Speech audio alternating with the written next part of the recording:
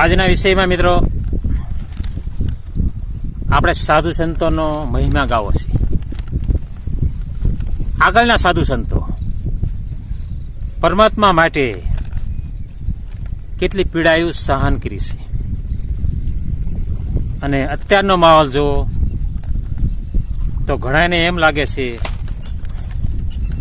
અત્યારના સાધુને કાંઈ ઘટતું નથી. મિત્રો કાંઈ ઘટતું નથી. અત્યારના સાધુને આલિશાન આશ્રમો કરોડો કરોડો રૂપિયા એમના ખાતામાં પડ્યા છે. નથી કાંઈ ભીખ માંગવા જવા પણ. અને આટલી સુવિધા અત્યારના સાધુ સંતોને છે. કાંઈ ઘટે નહીં એટલે કાંઈ ન ઘટે અત્યારના સાધુ સંતોને. આટલી સુવિધા મોટા મોટા આશ્રમો બાંધીને બેઠા છે. અને જરૂર નથી તો પણ દાન દક્ષિણા એટલી એમને મળી રહી છે કે ખાતામાં કરોડો રૂપિયા પડ્યા છે આ સાધુના ખાતામાં. હે મિત્રો, આગલા સાધુ સંતો તમે જુઓ તો ખરા, જે 700-800 વર્ષ પહેલાના સાધુ બધાય તમે તપાસ કરો, તમે એમના ઇતિહાસ તપાસો. એમના ઇતિહાસ તમે જુઓ તો આ બધા સાધુ જે બની ગયા એમની પાસે ખાવા ખીચડી નથી. ખાવા ખીચડી નથી મિત્રો. આ કરોડો રૂપિયા હમણાં અત્યારે બેંકમાં ખાતામાં પડ્યા છે. અને આલિશાન આશ્રમો કાંઈ ઘટે નહીં, બધી સુવિધા. અને હેડ કનેક્શન ગાડીમાં ફરવાનું, અરે કાંઈ ઘટે નહીં મિત્રો. કેટલી તમને ઘટના બતાવું. અને પોતે એમ માની રહ્યા છે કે અમે અમારી ઉપર પરમાત્માની કૃપા છે, આવું માની રહ્યા છે.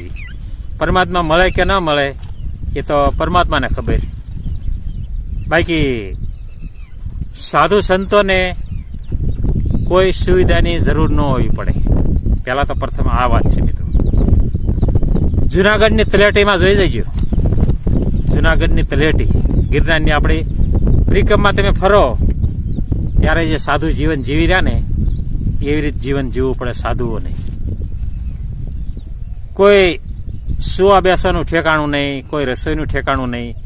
એક વાર જાનવરની બીકું, એક વાર સાપ, આ રીંછ જાનવરો. જુનાગઢની તલેટીમાં તમે સાધુઓ જુઓ તો કેવી પરિસ્થિતિમાં પરમાત્માનું ભજન કરી રહ્યા છે. એને સાધુ કહેવાય. એને પરમાત્માના સાધુ કહેવાય, સંતો કહેવાય, ભક્તો કહેવાય. અને એમના દર્શન થઈ જાય ને તો આપણા જન્મ મરણના ચક્રમાંથી છોડાવી શકે તો આ સાધુ છોડાવી શકે મિત્રો.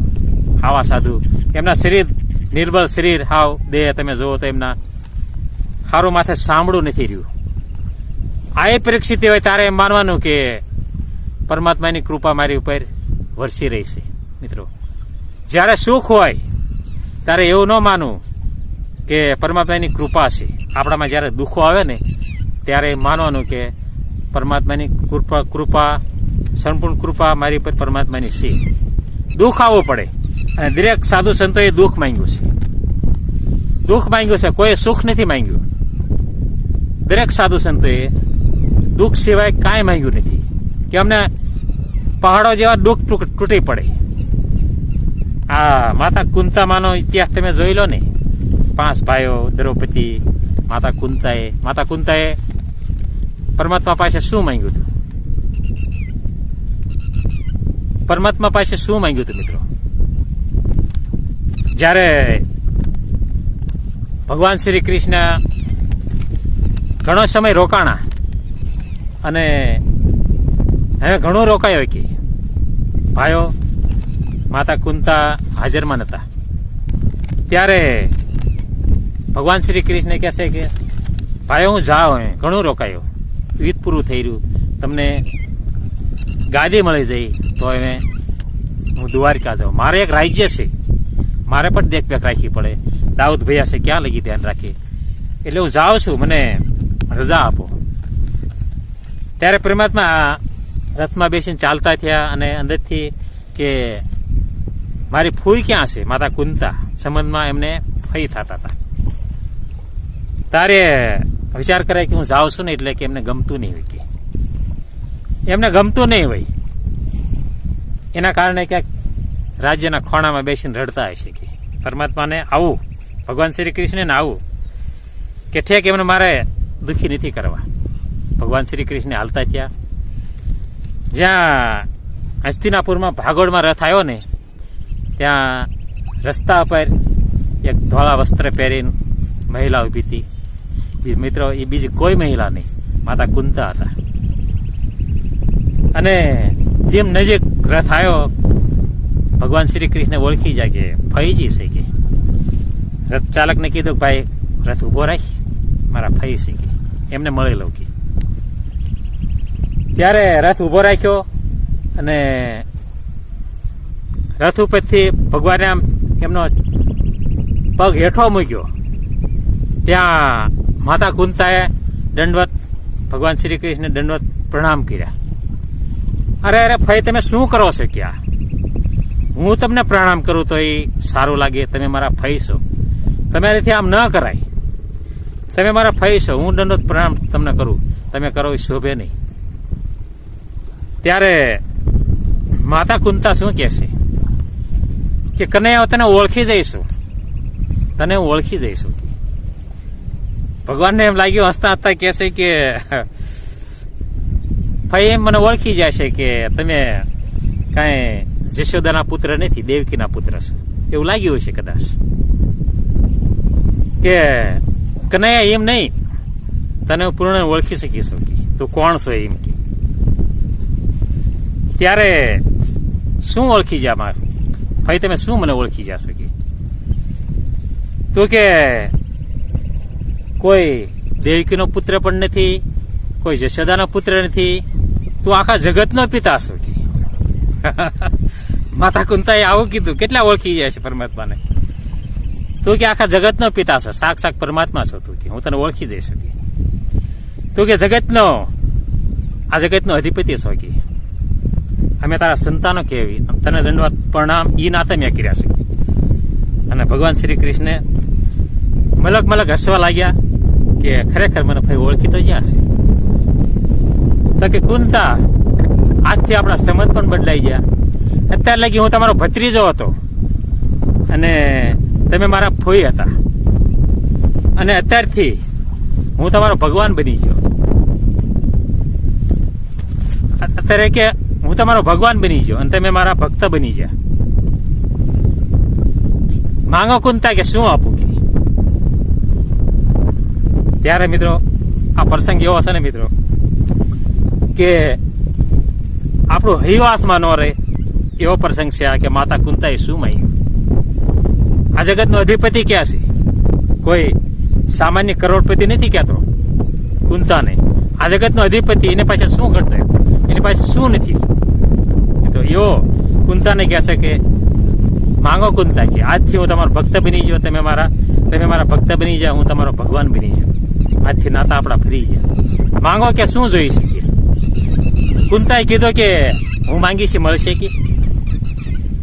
ત્યારે ભગવાન શ્રી કૃષ્ણ કહેશે કે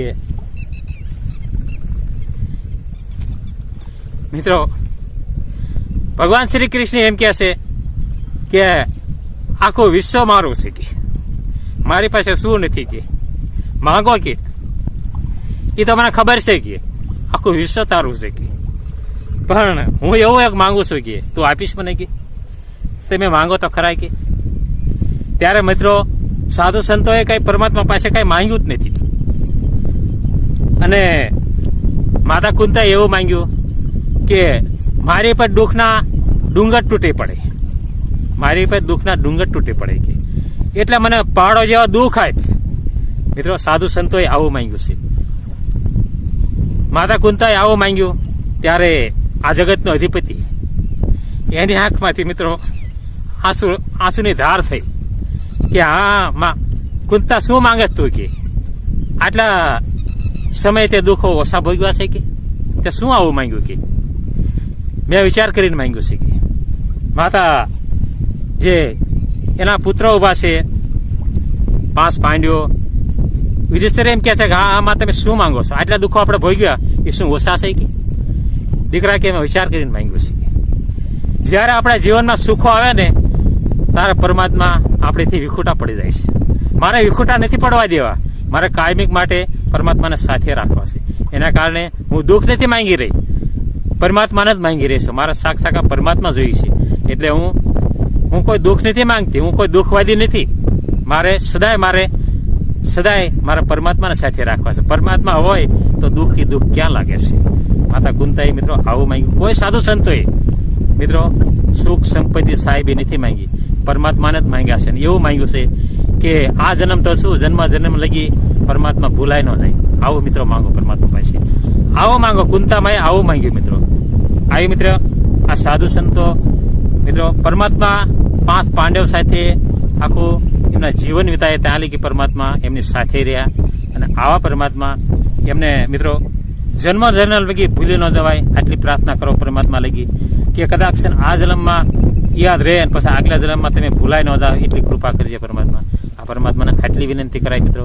મિત્રો જરૂર સાંભળજો વિડીયો, સબસ્ક્રાઇબ કરજો, ફોલો કરજો મિત્રો. આવા નવા પ્રસંગો આપણે આવીને લઈને આવીશું મિત્રો. તો જરૂર સાંભળજો વિડીયો, સબસ્ક્રાઇબ કરજો, ફોલો કરજો મિત્રો.